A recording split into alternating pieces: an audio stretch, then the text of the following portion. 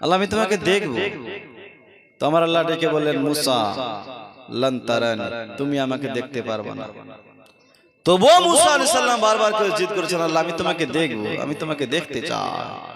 আমার আল্লাহ ডেকে বললেন মুসা, দুনিয়ার মানুষের চোখে আমি আল্লাহ অতটা পাওয়ার দিই নাই যে আমাকে দেখবে। এ মুসা, তুমি আমাকে দেখতে পারবা না, কারণ দুনিয়ার চোখে অতটা পাওয়ার দেই নাই। শুধু একজনের চোখে পাওয়ার দিয়েছে, তিনি হচ্ছেন আমার রাসূলুল্লাহ। জোরে বলুন, নবী ছাড়া আমাকে কেউ দেখতে পারবা না। মুসা তুমি জিদ করো না, তুমি আমাকে দেখতে পারবা না।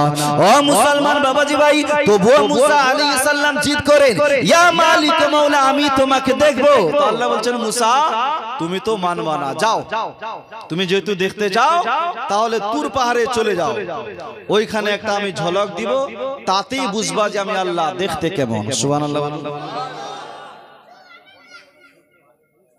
তাতেই বুঝবা যে আমি আল্লাহ দেখতে কেমন। মুসা আলাইহিস সালাম তুর পাহাড়ে আসলো, আল্লাহ একটা ঝলক দিলেন, তুর পাহাড় জ্বলে ছাই, মুসা আলাইহিস সালাম বেহুশ। জোরে বলো। আল্লাহ বলেছিল মুসা তোমাকে তো আগেই বলেছিলাম তুমি দেখতে পারবা না, তবুও জিদ করলা। তো যেদিন থেকে মুসা আলাইহিস সালাম আল্লাহর নূরকে দেখে সবসময় চোখে পটি বেঁধে রাখতেন, কাপড় দিয়ে রাখতেন, কারণ মুসা আলাইহিস সালামের চোখে দুনিয়ার মানুষের চোখ পড়লে লোকটা অন্ধ হয়ে যায়। তো মুসা আলাইহিস সালামের স্ত্রী একদিন বলছেন, গো স্বামী যান, আপনি সব সময় চোখ দুটোকে বেঁধে রাখেন কেন, কাপড় দিয়ে কেন রাখেন, একটু দেখান না। তো বলছে, আরে পাগলি, আমার চোখ দেখলে তুই অন্ধ হয়ে যাবে, কারণ এই চোখ দিয়ে আমি আল্লাহর নূর দেখেছি, সাধারণত মানুষের চোখ পড়লে সে অন্ধ হয়ে যাবে।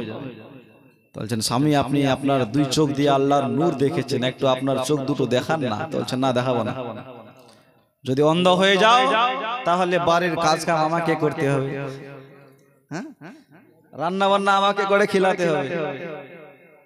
তো তবু ওর স্ত্রী বারবার স্বামী একটু দেখান না। তো মুসা আলাইহিস সালাম রাজি হয়ে বললেন, ঠিক আছে দেখাবো, তবে একটি শর্তে, একটা চোখ দিয়ে এইভাবে বন্ধ করো আর একটা চোখ দিয়ে দেখো, যদি অন্ধ হয় তো একটা হবে আর একটা দিয়ে বাড়ির কাজ কাম করবে।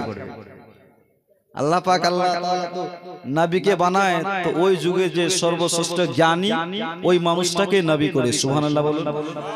তো মুসা আলাইহিস সালাম বলছে আমি কাজ করব, যদি অন্ধ হয় তো একটা হবে আর একটা দিয়ে বাড়ির কাজ কাম করবে। তো মুসা আলাইহিস সালামের স্ত্রী বললেন ঠিক আছে। মুসা আলাইহিস সালাম পর্দা সরালো, মুসা আলাইহিস সালামের স্ত্রী চোখ দেখছে আর ভাবছে যে আমার স্বামীর দুই চোখ আল্লাহর নূর দেখেছে, আমি এক চোখে দেখবো, যদি অন্ধ হয় তো দুটাই হোক। মুসা আলাইহিস সালামের স্ত্রী বলছেন আমি আমার স্বামীর চোখ দেখার পর আমার চোখের মধ্যে এমন পাওয়ার বেড়ে যায়, তো বলছে দূরে একটা জিনিস দেখলে যতটা দেখতে পাই পার্শ্বে আমি ততটাই দেখতে পাই। সুবহানাল্লাহ বলুন। পার্শ্বে একটা জিনিস যত বড় দেখি দূরে আমি ততটাই দেখতে পাই, এত পাওয়ার বেড়ে গিয়েছে। তো আল্লাহ নবী দো জাহানের বাদশা হযরত জিবরিল আলাইহিস সালামকে বলছেন, জিবরাইল এই জায়গাটার নাম? তো বলছে হুজুর এটা তুরে সিনা। আল্লাহ নবী ওখানে নামলেন, নামার পর ওইখানে আমার নবী 2 রাকাত নামাজ পড়লেন। সুবহানাল্লাহ বলুন। ও মুসলমান বাবাজি ভাই, বিশ্ব নবী দো জাহানের বাদশা নামাজ পড়ার পর আমার নবী আবার বোরাকের উপরে চাপলেন। মুসলমান বাবাজি ভাই, চলতে চলতে আমার নবী দো জাহানের বাদশা আপনার পৌঁছে গেলেন মসজিদে আকসা। মসজিদে আকসা কোনটাকে বলে? যে মসজিদকে নিয়ে বর্তমানে ঝামেলা চলছে, চলছে না? দুই দেশের মধ্যে চলে না ভাই, ইসরায়েল আর ফিলিস্তিনে চলছে না? অনেক দিন থেকে যুদ্ধ চলছে, কত মানুষ এই মসজিদের জন্য শহীদ হয়ে গেছে। বিশ্বনবী দো জাহানের বাদশা এই মসজিদে আকসায় পৌঁছালেন। এই মসজিদে আকসাই হচ্ছে আগের কিবলা, পুরাতন কিবলা। আমার নবী আগে এই মসজিদে আকসার দিকে মুখ করে নামাজ পড়েছে। নবীর জামানায় কিবলা পরিবর্তন হয়েছে। বিশ্বনবী যখন হিজরত করে মদিনায় গেলেন, মদিনাতে যাওয়ার পরে ওখানে 1.5 বছর ধরে আমার নবী মসজিদে আকসার দিকে মুখ করে নামাজ পড়েছে। আল্লাহ নবী একদিন জোহরের নামাজ পড়ছে। জোহরের নামাজ ফরজ নামাজ কয় রাকাত ভাই? কয় রাকাত? 4 রাকাত। বিশ্বনবী মসজিদে আকসার দিকে মুখ করে 2 রাকাত নামাজ পড়েছে। 2 রাকাত এখনো বাকি আছে। তো নবী আমার মনে মনে ভাবছে, আল্লাহ এই মসজিদে আকসার জায়গা যদি মসজিদে হারাম কাবা শরীফ কিবলা হতো, আমি নবী বড় খুশি হতাম। সুবহানাল্লাহ বলুন। আল্লাহ ডেকে বললেন হাবিব তোমার মন চায়, হে আমার বন্ধু তুমি মসজিদে হারামের দিকে ঘুরে যাও, কাবা শরীফের দিকে ঘুরে যাও। নবী মুস্তাফা নামাজ পড়াকালীন আপনার কাবা শরীফের দিকে মুখ ঘুরিয়ে নিল। বিশ্ব নবী যখন ঘুরে যায় তো সাহাবারা হাঁটতে হাঁটতে আমার নবীর পেছনে চলে আসে। জোরে বলো সুবহানাল্লাহ। আল্লাহ নবী দো জাহানের বাদশা নামাজ পড়ার পর সাহাবাদেরকে বলেছিলেন, হে আমার সাহাবারা কিবলা পরিবর্তন হয়েছে আমি জানি, আমার উপরে আল্লাহর কোরআন নাজিল হয়েছে, তোমরা তো জানো না যে কিবলা পরিবর্তন হয়েছে, তোমরা আমার পেছনে কেন আসলা?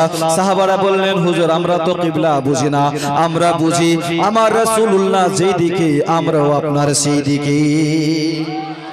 হুজুর আমার নবী যেই দিকে আমরাও সেই দিকে। আপনি যদি ঘুরে গেলেন এই জন্য আমরাও ঘুরে গেলাম। বিশ্বনবী দো জাহানের বাদশা জনাবে মুহাম্মদুর রাসূলুল্লাহ সাল্লাল্লাহু তাআলা আলাইহি ওয়াসাল্লাম মসজিদে আকসায় পৌঁছালেন। ও মুসলমান বাবাজি ভাই, মসজিদে আকসায় 1,2,00,000 যত নবী ও রাসূল ছিল সমস্ত নবী ও রাসূল আগে থেকে উপস্থিত, সবাই হাজির হয়েছে আমার নবীর অপেক্ষায়। সবাই হাজির, বাবা আদম থেকে নিয়ে ঈসা আলাইহিস সালাম পর্যন্ত যত নবী ও যত রাসূল দুনিয়ায় এসেছিল সমস্ত নবী মসজিদে আকসায় উপস্থিত। সবাই লাইন হয়ে দাঁড়িয়ে আছে, কিন্তু ইমামের জায়গা খালি। ইমামের জায়গা খালি, কেউ আগে বাড়ছে না। আদম আলাইহিস সালাম ছেলের ঈসা আলাইহিস সালামের দিকে তাকায়, ও ওর দিকে তাকায় যে কে যাবে আগে। তাই মুসলমান বাবাজি হযরত জিবরিল আলাইহিস সালাম একটা পাহাড়ের উপর আপনার পাথরের উপরে চড়ে জিবরিল আলাইহিস সালাম আজান দিল, ইমামের জায়গা খালি। বিশ্ব নবীকে ডেকে বললেন, ইয়া রাসূলুল্লাহ ইয়া হাবিবাল্লাহ নবী গো, ও নবী কি ভাবছেন হুজুর আজকের এই দিনে আপনি হবেন ইমাম, আপনি হলেন ইমামুল আম্বিয়া, আপনি আগে বাড়েন, আপনি নামাজটা পড়ান। দো জাহানের বাদশা জনাবে মুহাম্মদুর রাসূলুল্লাহ আগে বাড়লেন, আমার নবী মুস্তাফা নামাজ পড়লেন। জোরে বলুন, আরো জোরে বলুন।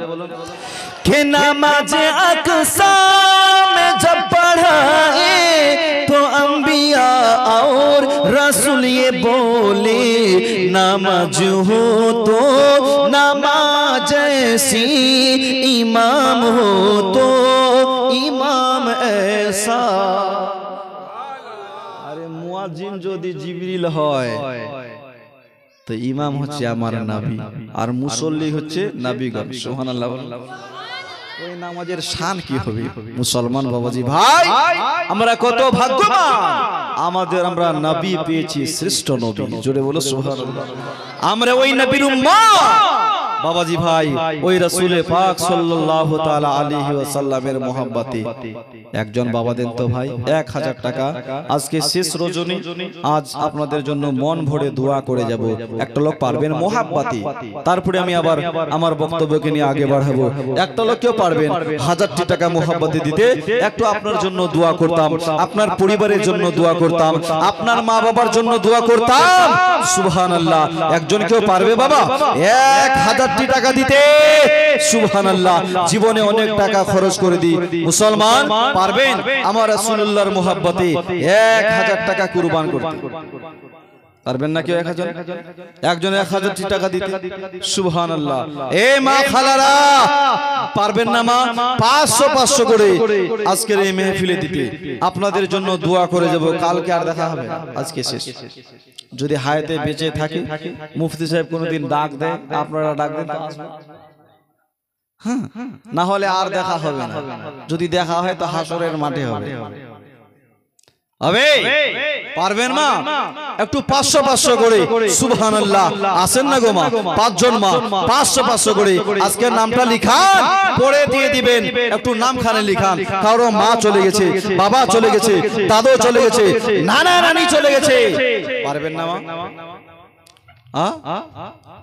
500 টাকা করে। এই দিকে কিছু মা বসে আছে, শ্রীরামপুরের মানুষ। পারবেন? এই ছেলেগুলোকে না ভাই, যাও তুমি যাও তো, ওই ছেলেটা ভালো লাগে দেখে না, যাও, তোমার জন্য দোয়া করবো, যাও, 2টা বউ পাবে। নারে তাকবীর, নারে রিসালাত। কে দিল বাবু? এটা কে দিয়েছে? তোমার আব্বা দিয়েছে? সুবহানাল্লাহ। আল্লাহ পাক আল্লাহ তাআলা যেন এই দানকে কবুল করে, দোয়া করুন আল্লাহুম্মা আমিন। আল্লাহুম্মা সাল্লি আলা সাইয়্যিদিনা শাফিয়ানা হাবিবানা মাওলানা মুহাম্মাদিন বারিক ওয়া সাল্লিম সালাতান আলাইকা ইয়া রাসূলুল্লাহ ইয়া হাবিবাল্লাহ ইয়া নবী আল্লাহ সাল্লাল্লাহু আলাইহি ওয়াসাল্লাম। রব্বুল আলামিন তোমার একজন বান্দা 500 টাকা দান করেছে। ওগো আল্লাহ পাক আল্লাহ তাআলা এদের খানদান থেকে যারা দুনিয়া ছেড়ে কবরে চলে গেছেন মাবুদ, জানি না অন্ধকার কবরে কি অবস্থায় আছে।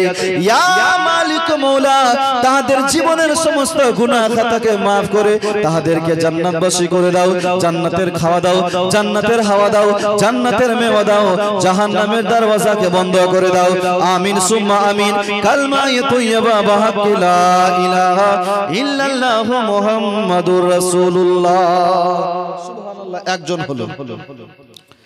একজন হলো পাঞ্জাতনের মোহাব্বতে 5 জন 500 করে নিয়েছেন। ভাই আপনারা যদি পারেন তো 500 টাকা করে দেন, বেশি চাইবো।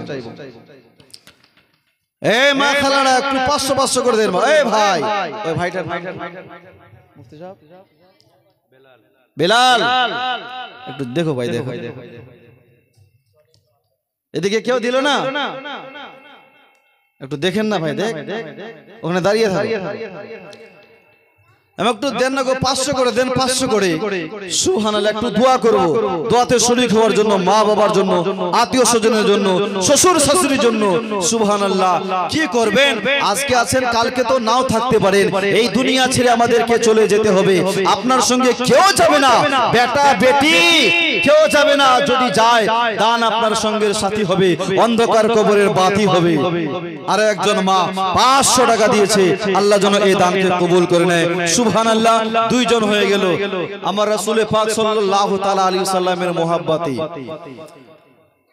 5 পাঞ্জাতনের মোহাব্বতে 5 জন মা 500 করে লিখান।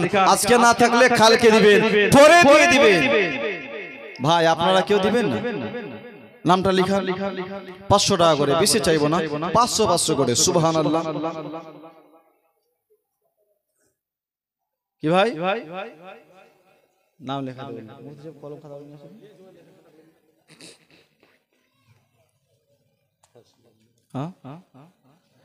जोड़े बोलो सुभान अल्लाह, आरो जोड़े बोलो या रसूल अल्लाह। के हक ने पैदा किया बंदगी के लिए, हक ने पैदा किया बंदगी के लिए, दोनों आलम बने है नबी के लिए। कमली वाले कमली वाले कमली वाले का महशर में साया रहे, कमली वाले का महशर में साया रहे। और क्या चाहिए उम्मती के लिए। जोड़े बोलो হবে না ভাই। 2 জন হলো, ওই দিকে একজন মা, 3 জন, আর ওই 2 জন বাকি আছে। পারবে না ভাই?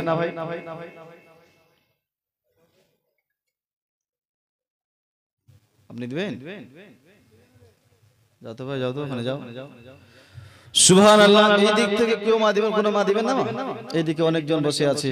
সুবহানাল্লাহ। মনেই থাকছে না যে আপনারা ডানে বসে আছে। আপনারা কেউ দিবেন না? এই ভাই এদিকে কেউ যাও। কই বেলাল কোথায় পালাল ভাই? সুবহানাল্লাহ। 500 টাকা দিয়েছি। नारे तकबीर, नारे तकबीर, नारे रिसालत, मसला के आला हजरत, गौस का दामन, ख्वाजा का दामन, ख्वाजा का हिंदुस्तान। सुभान अल्लाह। अल्लाह नबी दो जहानेर बादशाह जनाबे मुहम्मदुर रसूलुल्लाह मस्जिद আকসায় আমার নবী নামাজ পড়লো। নামাজের পর আদম থেকে নিয়ে হযরত ঈসা আলাইহিস সালাম পর্যন্ত সবাই একটু একটু করে বক্তব্য রাখলেন। আর ওই জালসার প্রধান বক্তা আমার রাসূলুল্লাহ ছিল। জোরে বলুন, আরো জোরে। প্রধান বক্তা আমার নবী শেষের সময় বক্তব্য রাখলেন। ও মুসলমান বাবাজি ভাই, ওয়াজ শেষ, মাহফিল শেষ হয়ে গেল। এইবারে আমার নবী মসজিদ আকসা থেকে আকাশের দিকে যাবেন। দয়ার নবী দো জাহানের বাদশা বাবাজি ভাই, আমার নবী যখন বোরাকের উপরে চাপবেন বাবা, হঠাৎ করে বোরাকটা যেন বিশাল বড় উঁচু হয়ে গেল। নবী আমার ডেকে বললেন, জিবরাইল, ও জিবরাইল, এখন বোরাকের উপরে কেমন করে চাপবো? বোরাক তো উঁচু হয়ে গেল। জিবরিল আলাইহিস সালাম বললেন, হুজুর, এই যে পাথরখানা দেখতে পান, এই পাথরের উপরে পা রেখে আপনি বোরাকের উপরে চাপুন। আল্লাহর নবী দো জাহানের বাদশা পাথরের উপরে পা রেখে আপনার বোরাকের উপরে চাপলেন বাবা। নবী বোরাক নিয়ে চলতে শুরু করেছে। নবীর পেছনে পেছনে ওই পাথরখানাও আপনার চলতে লেগেছে। যে পাথরে পা রেখেছে ওই পাথরও চলছে, পাথরও চলছে। বিশ্বনবীর পেছনে তাকে যে পাথর, তুমি কই যাও, তুমি কোথায় যাও? পাথর বলছেন, হুজুর আমিও যাব। নবী বললেন, দাঁড়াও। তো ওইখানেই দাঁড়িয়ে গেলেন। সুবহানাল্লাহ। আজও পর্যন্ত পাথরটা হাওয়াতে ভাসছে। একটু জোরে সুবহানাল্লাহ বলতে পারলেন না? আল্লাহ পাক, আল্লাহ তাআলা আপনাদের আমাকে যদি তৌফিক দেয়, যদি কোনোদিন মসজিদ আকসা ফিলিস্তিনে যান তো দেখবেন মসজিদ আকসার পাশে একটা বিশাল বড় পাথর হাওয়াতে ভাসছে। সুবহানাল্লাহ। এটা আমার রাসূলুল্লাহর মুজিজা। আল্লাহ নবী বলেন, তুমি কোথায় যাও? দাঁড়াও। ওইখানে দাঁড়িয়ে, আজও দাঁড়িয়ে আছে, কিয়ামতের সকাল পর্যন্ত দাঁড়িয়েই থাকবে। বিশ্বনবী দো জাহানের বাদশা জনাবে মুহাম্মদুর রাসূলুল্লাহ সাল্লাল্লাহু তাআলা আলাইহি ওয়াসাল্লাম প্রথম আসমানে পৌঁছালো। জিবরিল আলাইহিস সালাম আওয়াজ দিয়ে বললেন, ফেরেশতারা বললেন, কে এসেছো? জিবরিল আলাইহিস সালাম বললেন, আনা জিবরাইল। সাথে ইমামুল আম্বিয়া নবীগণের সরদার জনাবে মুহাম্মদুর রাসূলুল্লাহ সাল্লাল্লাহু তাআলা আলাইহি ওয়াসাল্লাম আছেন। দরওয়াজা খুলে দাও। ফেরেশতারা দরওয়াজা খুলে দিল। ও মুসলমান বাবাজি ভাই, প্রথম আসমানে হযরত আদম আলাইহিস সালামের সঙ্গে সাক্ষাৎ। জোরে বলো, আরো মহব্বতে বলো। প্রথম আসমানে হযরত আদম আলাইহিস সালামের সঙ্গে সাক্ষাৎ। মুখতাসার বলে যাই, এইভাবে প্রত্যেক আসমানে একজন করে নবীর সঙ্গে সাক্ষাৎ।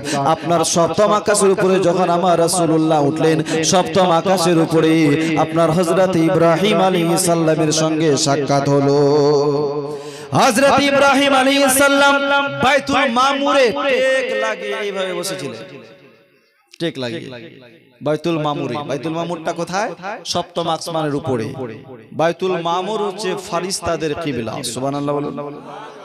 আমাদের কিবলা আল্লাহর ঘর কাবা, আর বাইতুল মামুর হচ্ছে ফেরেশতাদের কিবলা। ফেরেশতারা ওই বাইতুল মামুরের তাওয়াফ করে। বিশ্বনবী আমার বলছেন যে বাইতুল মামুর থেকে যদি একটা পাথর ফেলা হয় উপর থেকে, তো সোজা কাবা শরীফের ছাদে পড়বে। সুবহানাল্লাহ। মানে সেম কাবা শরীফের ঠিক সপ্তম আকাশের উপরে বাইতুল মামুর। বিশ্বনবী দো জাহানের বাদশা এখানে ইব্রাহিম আলাইহিস সালামের সঙ্গে সাক্ষাৎ করলো। ও মুসলমান বাবাজি ভাই, এইবারে সপ্তম আকাশ পার করে আল্লাহর নবী দো জাহানের বাদশা জনাবে মুহাম্মদুর রাসূলুল্লাহ সাল্লাল্লাহু আলাইহি ওয়াসাল্লাম পথ চলছেন বাবা। চলতে চলতে আপনার সিদরাতুল মুনতাহায় গিয়ে পৌঁছালো। জোরে বলুন। ভলিউম দাও, ভলিউম একটু ভলিউম দাও। কোথায় পৌঁছালো? সিদরাতুল মুনতাহা। জিবরিল আলাইহিস সালাম এখানে থাকে। জিবরিলের স্থান, জিবরিল আলাইহিস সালামের বাড়ি ধরেন, জিবরিলের ঘর। বিশ্বনবী দো জাহানের বাদশা যখন সিদরাতুল মুনতাহায় পৌঁছালেন, ওইখানে দুইখানা সিংহাসন দেখতে পেলেন। কয়খানা? দুইখানা চেয়ার। দুইটি চেয়ার দেখতে পেলেন। আল্লাহর নবী দো জাহানের বাদশা জিবরিল আলাইহিস সালামকে ডেকে বললেন, জিবরাইল ভাই, তুমি ছাড়া কি আরো কেউ এখানে থাকে? ইয়া রাসূলুল্লাহ, এই সিদরাতুল মুনতাহা আমি ছাড়া আর কেউ থাকে না। নবী আমার বললেন, জিবরাইল, তুমি একা চেয়ার দুইখানা কেন? চেয়ার দুইটা কেন? একটাই তো যথেষ্ট। জিবরিল আলাইহিস সালাম বললেন, ইয়া রাসূলুল্লাহ, ইয়া হাবিবাল্লাহ, আমিও জানি না, তবে একদিন আমি আমার আল্লাহকে জিজ্ঞাসা করেছিলাম, ইয়া মালিক মাওলা, সিদরাতুল মুনতাহায় আমি একা থাকি, সিংহাসন দুইখানা কেন? আমার আল্লাহ ডেকে বলেছিল, জিবরাইল, একদিন আমার রাসূলুল্লাহর মিরাজ হবে, তোমার বাড়ি সিদরাতুল মুনতাহায় আসবে। ও জিবরাইল, আমার নবী সিদরাতুল মুনতাহায় এসে দাঁড়িয়ে থাকবে। সুবহানাল্লাহ। আমার নবীকে জি সিদরায় এসে দাঁড়িয়ে থাকবে, এই জন্য একখানা আছে, আর তোমার একখানা আমার নবীর। জোরে বলো সুবহানাল্লাহ। কে নবী আমার? তখন দো জাহানের বাদশা নবী মুহাম্মদুর রাসূলুল্লাহ সিদরাতুল মুনতাহায় ঘোরাফেরা করলেন। বাবাজি ভাই, আল্লাহর নবী দো জাহানের বাদশা জিবরিল আলাইহিস সালামকে বললেন, ভাই জিবরাইল, এটাই কি শেষ জায়গা না, আরো যেতে হবে? জিবরিল আলাইহিস সালাম বললেন, হুজুর এটাই শেষ নয়, আরো পড়ে যেতে হবে। নবী বললেন, তাহলে চলো। তো জিবরিল বলেন, হুজুর আর আমি আগে যেতে পারবো না, যদি যাই এই যে আমার নূরের ডানা দেখছেন, আমার নূরের ডানা জ্বলে ছাই হয়ে যাবে। সুবহানাল্লাহ বলুন। আমার নূরের ডানা জ্বলে ছাই হয়ে যাবে। কে সিদরা গিয়ে জিবরিল বলে, আমি আগে যাব না, যাব না, যাব না। সিদরা গিয়ে জিবরিল বলে, আমি আগে যাব না, গেলে পরে ইয়া রাসূলুল্লাহ কি হবে শুনেন না। সিদরা গিয়ে জিবরিল বলে, আমি আগে যাব না, গেলে পরে ইয়া রাসূলুল্লাহ কি হবে শুনেন না। আমার সমস্ত নূরের ডানা জ্বলিয়া যাবে, কিছুই রবে না। জোরে বলো। দেখে নাও মদিনা আকা, দেখে নাও মদিনা, কি ভুল করেছি নবী, মাফ করে দাও না। আর রোজা পাকে দাঁড়িয়ে আমি দিব সালামের নজরানা, আমার সালাম কবুল করো ওহে শাহে মদিনা। কি হলো বেলাল ভাই, কয়জন দিল রে ভাই? কয়জন দিয়েছে দেখি? মদিনা মহিলা না পুরুষ ভাই? নাম কি মদিনা? কত সুন্দর নাম জি। আর মক্কা করে কেউ নাই? একজনের সাথে দিয়েছে 786। মদিনা নামক একজন দিয়েছে 786 টাকা। নারে তাকবীর, নারে রিসালাত, সুবহানাল্লাহ। যেহেতু মদিনা হয়েছে তো মক্কাও হবে, হবে না ভাই? এই যাও যাও ভাই, ওই দিকে তুমি থাকো, আর এইদিকে আসতে হবে।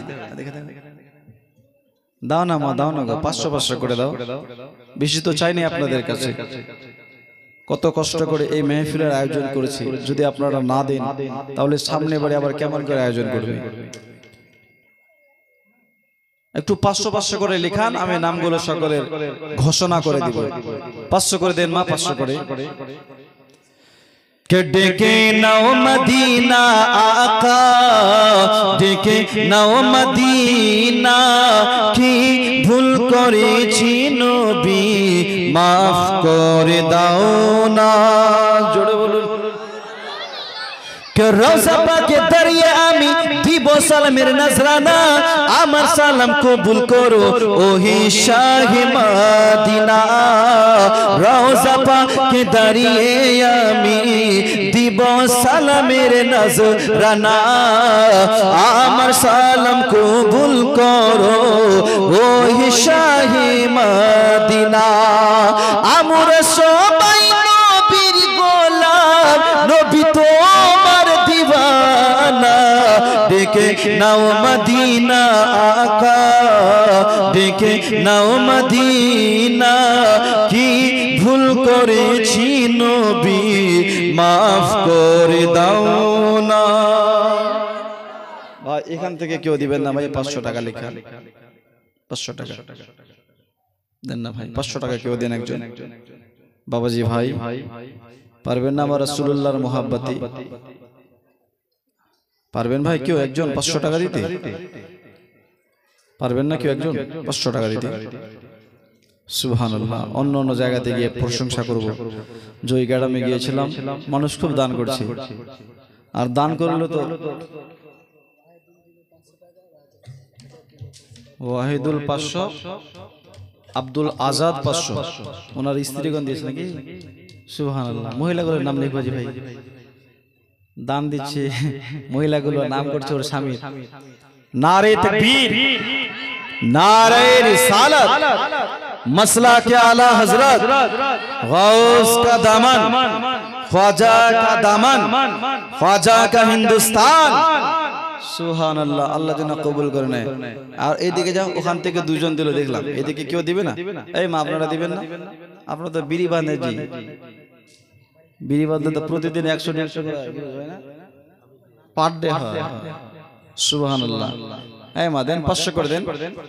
আমার রাসূল পাক সাল্লাল্লাহু আলাইহি সাল্লামের মহব্বতে চেয়েছি। আজকে না থাকলে আপনারা 10 দিন পরে দিয়ে দিবেন, তবে একটু নামটা লেখান। ডেকে নাও মদিনা আকা, ডেকে নাও মদিনা, জোরে বলুন। আরে তোমার নামে নৌকায় চেপে হব গো রওয়ানা, রওয়ানা, রওয়ানা। তোমার নামে নৌকায় চেপে হব গো রওয়ানা, ধীরে ধীরে যাব আমি সোনার মদিনা। তোমার নামে নৌকায় চেপে হব গো রওয়ানা, ধীরে ধীরে চলুন নবী শাহে মদিনা। ও গো নবী পার করে দাও আমার সফিনা, ডেকে নাও মদিনা আকা, ডেকে নাও মদিনা। আর কেউ নাই ভাই? কেউ দিবেন না 500 করে? বাবা কেউ নাই? আর এই দিক থেকে একজন মাও দিল না 500 টাকা। সুবহানাল্লাহ। জানি না কখন দিবে। আপনি দান করলে কাল কিয়ামতের ময়দানে আল্লাহ পাক আপনাকে দিবে। দান আপনার নষ্ট হবে না, বাকি সব নষ্ট হয়ে যাবে, কেউ থাকবে না। মা বেটাকে চিনবে না, বেটা মাকে চিনবে না, বাপ বেটিকে চিনবে না, বেটি বাপকে চিনবে না, কেউ কাউড়ো হবে না, নফসি নফসি আলাম হবে। কিন্তু আপনার দান আপনাকে ভুলবে না, দান আপনার সঙ্গের সাথী হবে, অন্ধকার কবরের বাতি হবে। পারবেন না মা? শেষ রজনীতে 500 করে চেয়েছি। সুবহানাল্লাহ। এই যে ভাইটা আছে অনেকক্ষণ ধরে ভাবছে। সুবহানাল্লাহ। নারে তাকবীর, नारे तकबीर, नारे रिसालत, मसला के आला हजरत गौस का दामन, ख्वाजा का दामन, ख्वाजा का हिंदुस्तान, नारे तकबीर। आ भाई बेलाल भाई आए।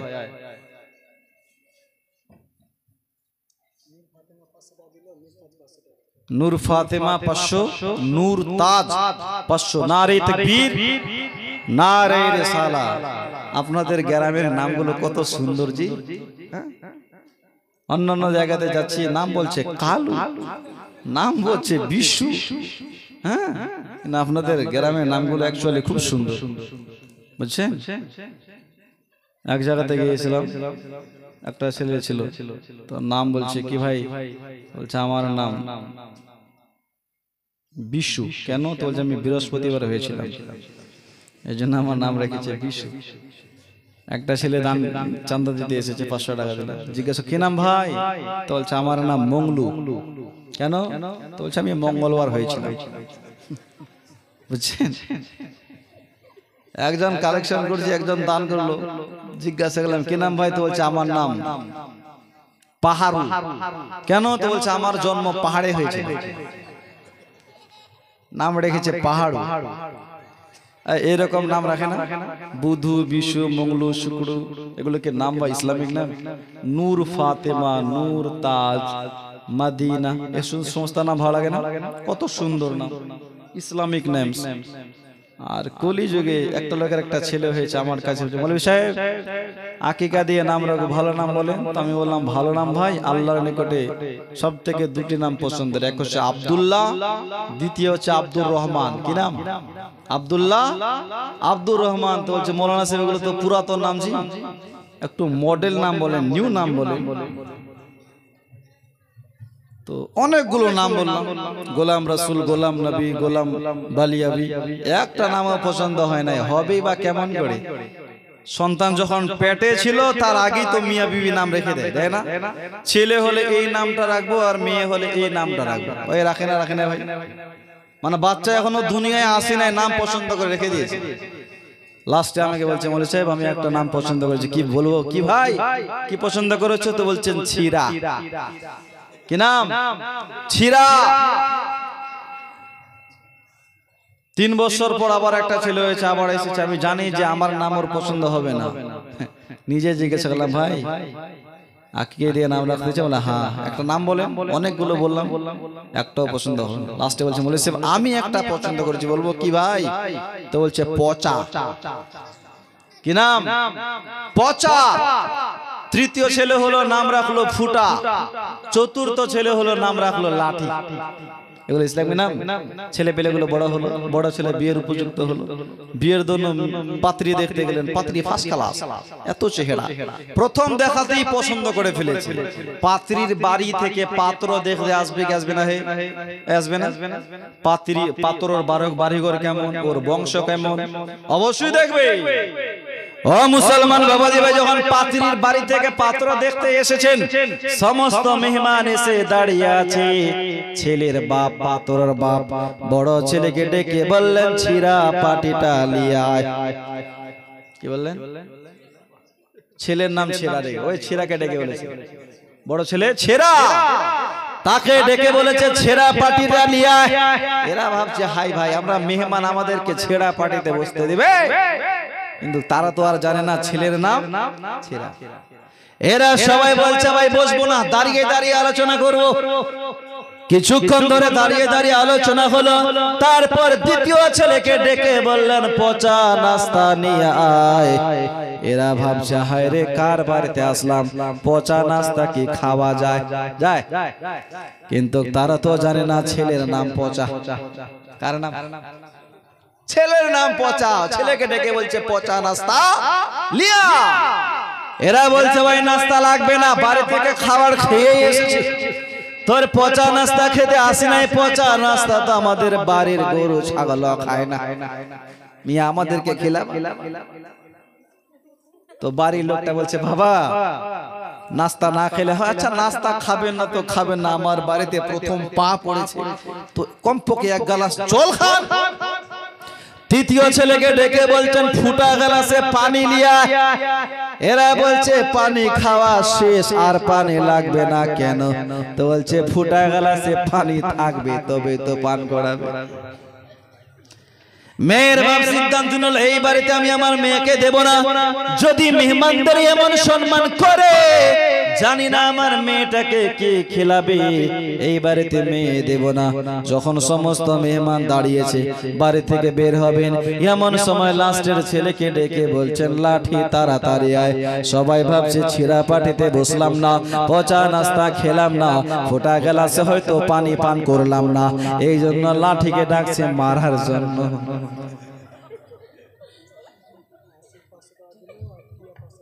আশিক 500 ফিয়া ফিয়া ফিয়া 500 नारे तकबीर नारे रिसालत दान करने वाला 500 টাকার দাতা।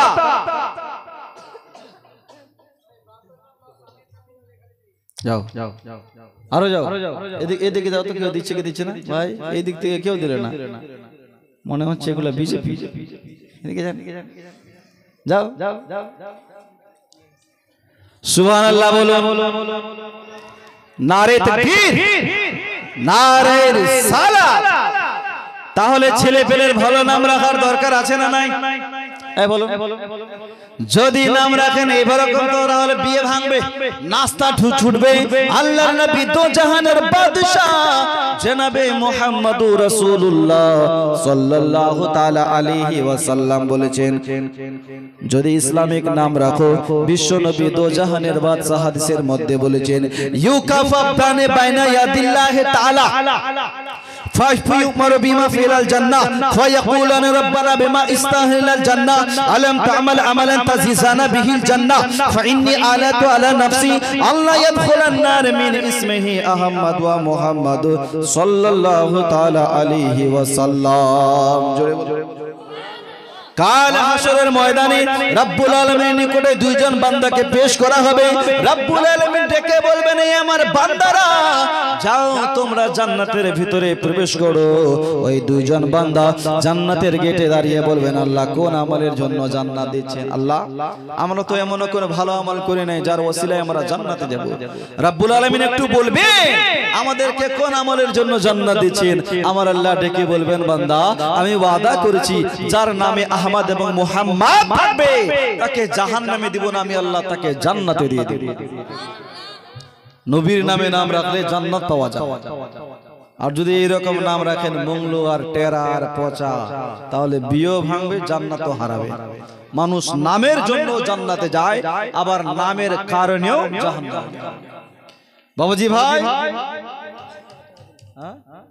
বিনা নামে এদিক থেকে না এদিক থেকে এদিক থেকে দিয়েছে। সুবহানাল্লাহ, নারে তাকবীর, নারে রিসালাত, সুবহানাল্লাহ। এইদিকে যাও তো ভাই, বেলাল ভাই এদিকে যাও তো। এদিকে কেউ দিল না গো, বড় আশা করে পাঠাচ্ছি, দেন না গো মা। এদিক থেকে 4-5 জন মা 500 করে দেন,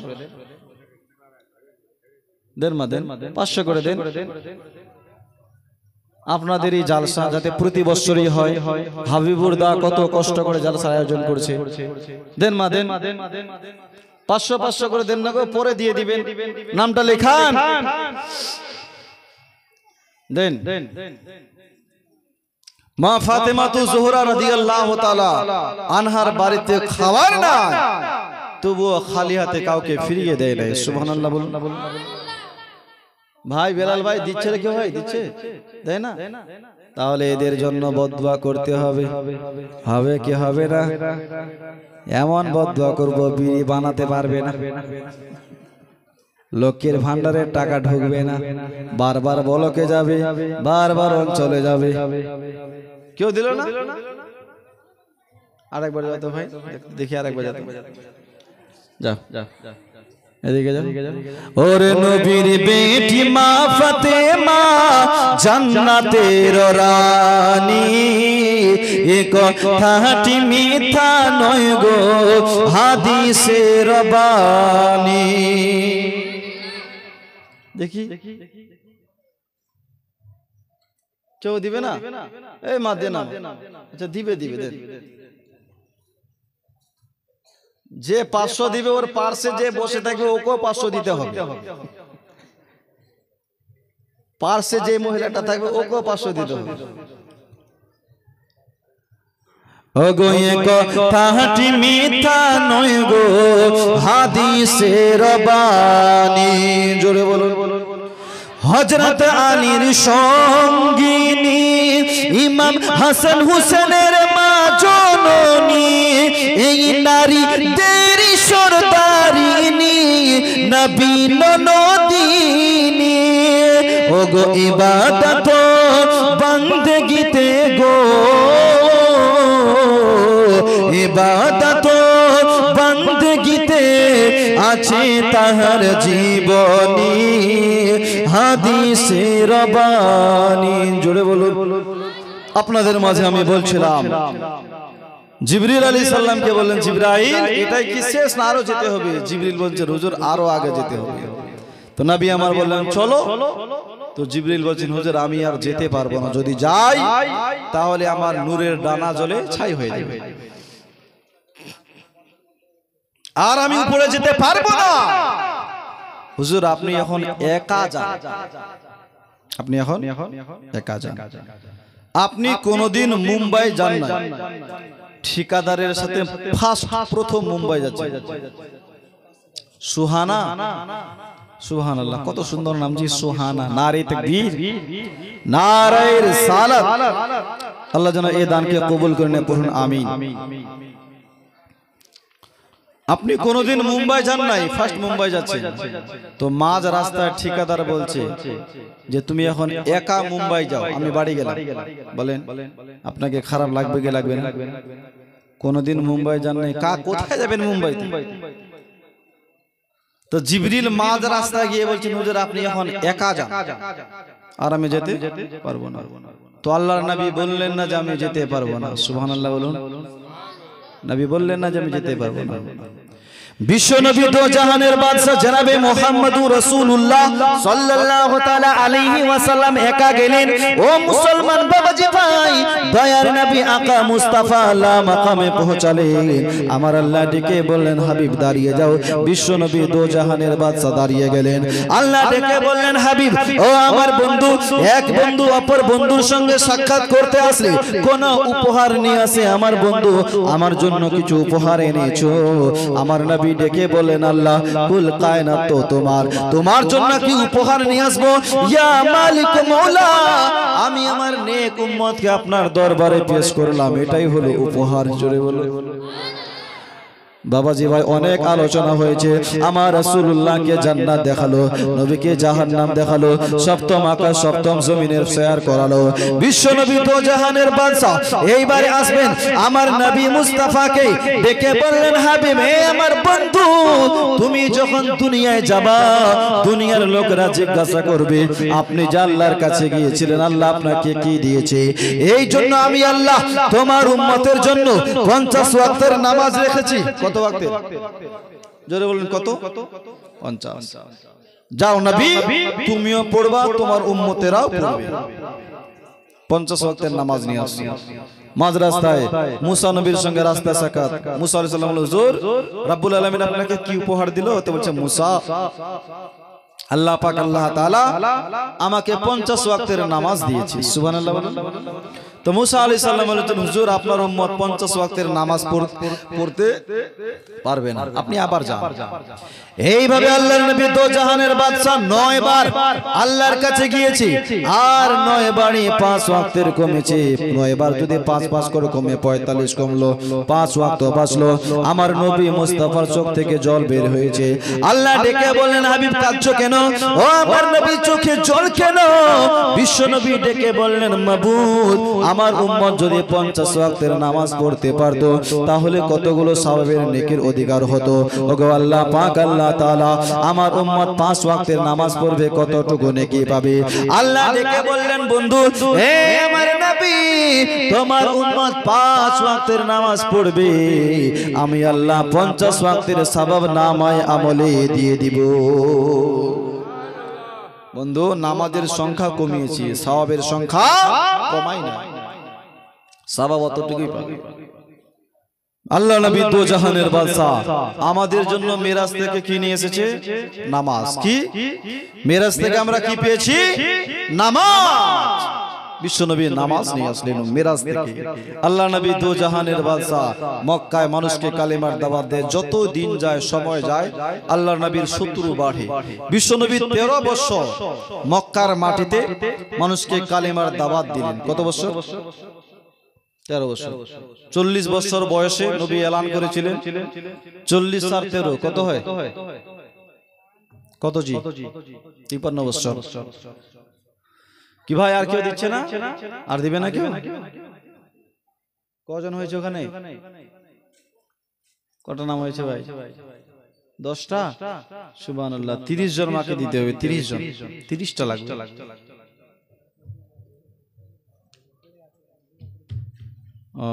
পড়েছে না? আচ্ছা আচ্ছা আচ্ছা, যাও 30 জন মায়ের কাছে 500 করে লাগবে। যাও এদিকে আবার যাও, এখানে অনেকগুলো বসে আছে। দেবে কিন্তু একটু পড়ে দিবে, আর যদি না দেয় এমন দিব বদদুয়া না দেখবেন। পরে সবসময় আমাকে ওরা বদদুয়া করবে যে ওই মৌলানা সাহেবের জন্যই কিছু হয়েছে। যদিও বদদুয়া না করি তো যদি কিছু হয়ে যায় তো মা বোনেরা বলবে ওই মৌলানার জন্যই এটা হয়েছে। বুঝছেন? সব সময় আমাকে পড়ে গালিগালাজ করে। একটু সুবহানাল্লাহ বলুন, আরো জোরে বলুন ইয়া রাসূলুল্লাহ। তো 13 বছর নবী এলান করলেন, 40 আর 13 53 বছর। বিশ্ব নবী দো জাহানের বাদশা যখন 53 বছর পূর্ণ হলো আমার আল্লাহ ডেকে বললেন, হাবিব ও আমার বন্ধু আর তোমাকে মক্কায় থাকতে হবে না, মক্কা ছেড়ে তুমি মদিনাতুল মুনাওয়ারায় চলে যাও। বাবাজি ভাই, যেই রাতে আমার নবী মক্কা ছেড়ে মদিনায় হিজরত করবেন সেই রাতেই বেধর্মীরা আমার নবীকে মারার সিদ্ধান্ত নিল।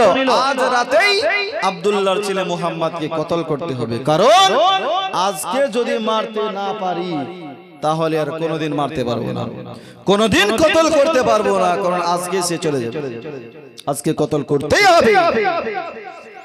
বিশ্বনবী দো জাহানের বাদশা ঘরের ভিতরে আমার নবীর সঙ্গে হযরত আলী ছিল। নবী আমার বললেন, আলী আজ রাত্রে আমি মক্কা ছেড়ে মদিনার পথে চলে যাব। আলী গো, তুমি আমার বিছানায় ঘুমিয়ে যাও, মক্কার কিছু মানুষ আমার কাছে আমানত রেখেছে।